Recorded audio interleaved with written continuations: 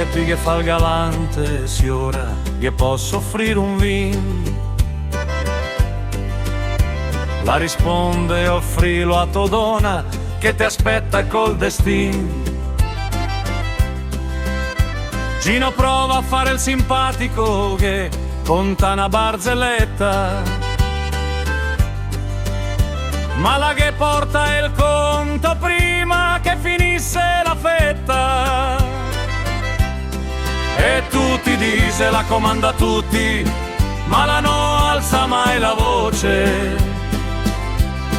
La basta un sguardo e l'osteria la va come un orologio che non si toce. E il forestiero che domanda cosa gestombreta, la risponde, c'è quel che te bevi prima de capir la vita neta. Lui sorride ma la lo sistema in un angolo ben preciso, che in sta osteria se no te capisse te impari col sorriso. E tu ti dice, la comanda a tutti, ma la no alza mai la voce. La basta un sguardo e l'osteria la va come un orologio che non si toce. E il can la segue sempre, lascia la sua regina, quando la passa col piatin e il che fa la riverina, la che dà un tocco de pan e il che fa un sguardo d'amor,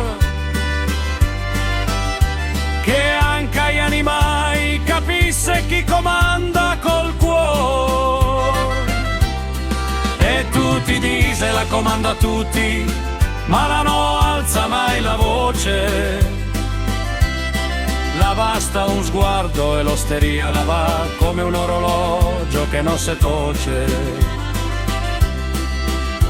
Quando Toniel fa il matto e che urla, se freddo sto risotto, la che porta il mestole dice, faglio ti se tega il cor de piloto.